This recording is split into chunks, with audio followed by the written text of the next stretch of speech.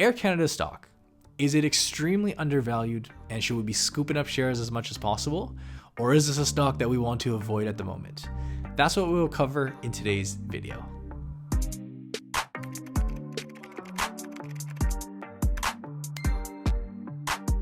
What's up, you guys, and welcome back to the channel. My name is Brandon.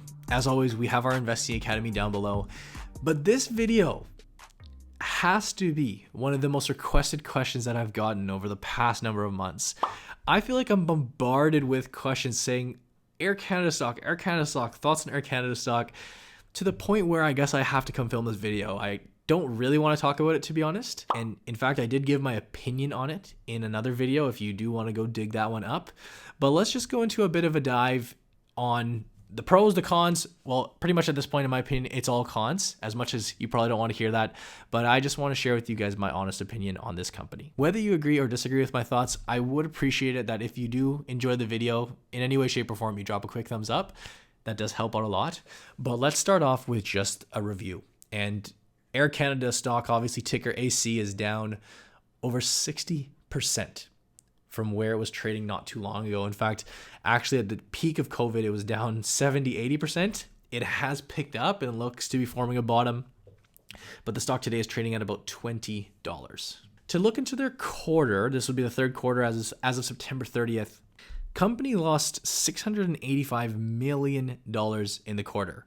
What you can actually do is if you divide that number by, I just put rough estimate or rough targets here, 90 days, so 3 months of the quarter, the company lost on average $7 to $9 million per day during the quarter. It is just bleeding money when you look at it that way.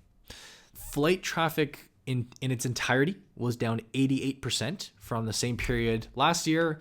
They're, of course, laying off a number of employees. I have people in my close circle who have been laid off. Unfortunately, they've already laid off 20,000 jobs since the pandemic hit in March.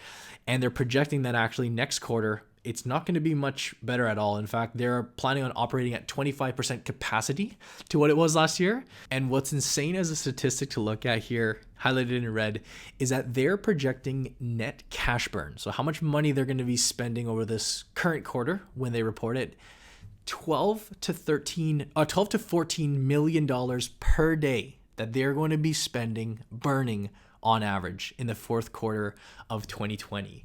So it is not going so well for this industry, to put it lightly. And again, this isn't so specific on Air Canada. This is the simple fact that they are in an industry, very much like hospitality at the moment, like hotels, that simply are not getting customers through the door. And it is such a tough time. This is historically the worst time that airlines have ever gone through. It is just god awful. And I think a mistake that people can make, just FYI, is they see a stock quote and you see the stock drop so severely and you think, ooh, may I be getting a great form of value here? Like, is this a great time to go purchase a stock? It very well may be. But what people tend to forget is they disconnect the actual performance of the company. And there's no way that I look at these numbers and then the outlook going forward and see anything immediately positive.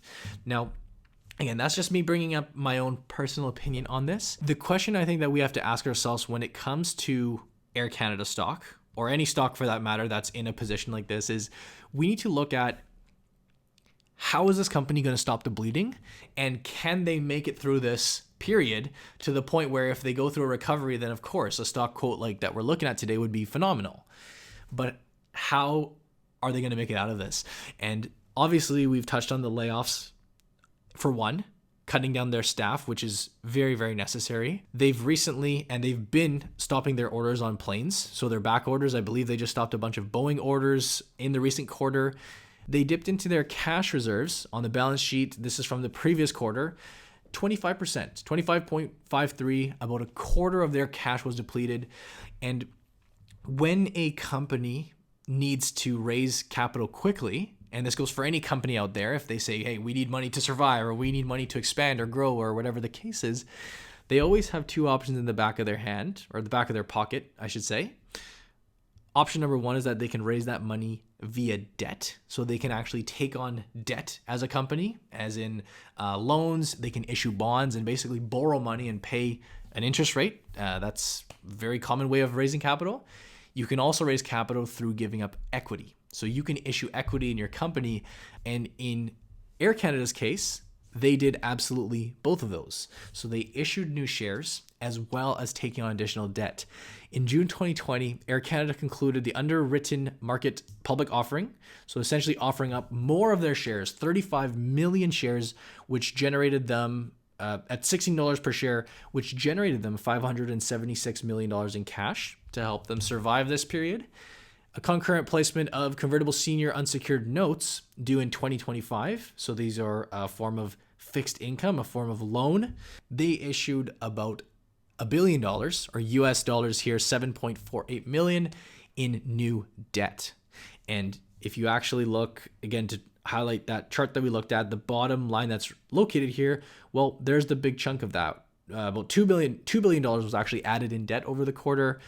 If we take a look on how that displays into their financial health ratios, in particular, one that we see kick up, or two in particular, we see their financial leverage and their debt to equity ratio in the latest quarter, a substantial spike from where it is traded at when the company was performing poorly.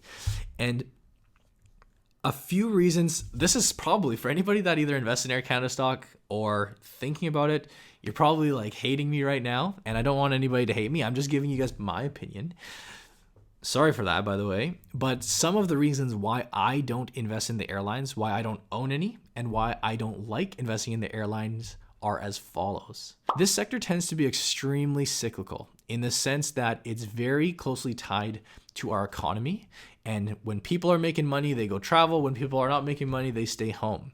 Now, especially given the current state of our world, to me, that would lean towards the crappier side of things. A second reason is that the planes and the equipment that these companies use in general are extremely expensive to buy. The costs of acquiring these new planes, buying new engines, maintaining them and fixing them comes at a crazy, there's a crazy amount of stress on a company to have money to do so. I personally like the companies that provide the planes with the parts, but that's a topic for a different story. There's a big variable when it comes to jet fuel and the prices that they pay. A lot of that is beyond their control, and that totally impacts the way they price their tickets. The amount of costs that they have to incur are constantly fluctuating. Oh God, excuse me. There's not much consistency in what they can expect when it comes to fuel. Number 4, there's an extreme amount of competition in terms of the different options and the different airliners that consumers have the choice to go to. I know for me, for example, if I was flying to LA or to Toronto or wherever the case was, I'm not too picky on whether I go with Air Canada or whether I go with WestJet. I'm sure there are loyalists out there who will only fly one airline, but for me, I'd personally probably go for the lower price. If this one's $50 cheaper or $100 cheaper, I'd very likely go with that. They have very little pricing control because of the amount of competition. Even to build off that point, you could argue that these low-cost carriers, so these new and upcoming cheaper options that are now coming to the market, these may be even more popular when travel is back allowed and people that really have the itch are trying to go somewhere. They do have Jazz, just FYI, which is their low-cost option, but you get what I'm saying. Still a lot of competition. And 5th, finally, long list of negatives for me. I'm probably forgetting more, but this is just what I had jotted down. 5th is that this industry operates on razor-thin margins. You can see here, I have highlighted their operating margin. It is pretty much across the board in single digits. This basically shows us for every dollar a company earns, how much, after costs, after paying employees, how much they pull in. And just for fascinating sake, look in 2018, if we go up to the revenue tab, we see the revenue that the company pulled in is $18 billion. $18 billion worth of sales and plane tickets, and that's the money they pulled in. But what they actually keep after all is said and done on this net income line, $167 million. Just as a fun comparison, if we were to throw up a company like Facebook, which I was looking at, and to emphasize the point, I did highlight the gross margins too, which are up in the 70s to 80s, actually the low to mid 80s operating margins up in the 30 to 40% range. It is just night and day, the difference between these two examples. And it's not in any way to compare these companies, like obviously they're not apples to apples comparisons, but what I'm trying to get across is that there's all types of businesses out there, and ones like airlines, which operate with these thin margins, they are at such a disadvantage. There's such less flexibility with how a company can operate and how they can stay above water. I mean, Facebook, for example, when they sell ads, when a company advertises on their platform, the markups on that is just massive for the company. They don't have to go out and buy massive machine parts. They don't have all these high costs. It's not as intensive. I already went over the list of reasons why I don't like the airlines, but it's just very different. It's just not a place that I think, it's just not a, there's other areas that I think are better to invest in, to put it simply. The way that I like to look at it as an investor is that if I'm going to take my money and invest in a business, I want to invest in a place where I have the most control as possible. Obviously, I'm not in control of the business, so I want to make sure there's not too many outside variables, not too many external variables that can impact the company. And Air Canada is a prime example of a company that has a ton of external factors that could be jolting the performance of this company every which way. This company currently is very dependent on the vaccine coming out soon and being mass distributed so that we can get back to normal. And even if we can fly, we need people's confidence to get back up to where they can fly so they can start making more money. Countries out there can put up and enforce travel policies all they want. Within Canada, North America, and even international, a country could flat out just say, well, we are not accepting visitors right now from Canada. We don't want flyers from here or here for personal reasons, for business, whatever it is. These are all examples of external factors which Air Canada has no control over. If such and such country says we're not accepting passengers, well, that just blocks out a huge area of business. We're never going to know all the factors. We're never going to have complete control, not even close, when it comes to picking our investments. But with a company like Air Canada, I think there's too many external factors that can sway things any which way. That makes me kind of a little bit hesitant to invest in this stock. When Warren Buffett recently bought into the airline stocks and then sold them over a very short holding period, at least relative to his standards, for a loss, which has now been kind of swept under the rug, we're not hearing about it all too often, that to me is quite telling in terms of the decision process there to do that, to take a multi-billion-dollar loss. I think what that goes to show is that the team, Berkshire Hathaway, very likely may have underestimated the impact that COVID is going to have on either our just general economy, but specifically the airline sector and travel and this entire industry. If he really had high hopes for this, I'm sure he'd still be holding his shares right now, maybe even looking to add more, but that is just not the case. And again, it's not to just copy Buffett. We don't ever want to just copy Buffett, but to end this video off, I will just basically summarize, there's two ways to look at this. And I've obviously taken a very pessimistic view, but the reality is there is absolutely an optimistic side. The optimistic side to this says that we just over the past week or past couple of weeks have heard very promising news regarding the Pfizer vaccine, the Moderna vaccine, and we're now getting closer to finalizing this distribution and actually getting it out to people, which could have our economy getting back to normal. Even on the day of the vaccine news, Air Canada shares were up like 20%. They popped on that day, which goes to show how investors are viewing these travel stocks and cruise stocks for that matter, is that, hey, maybe things will get back to normal.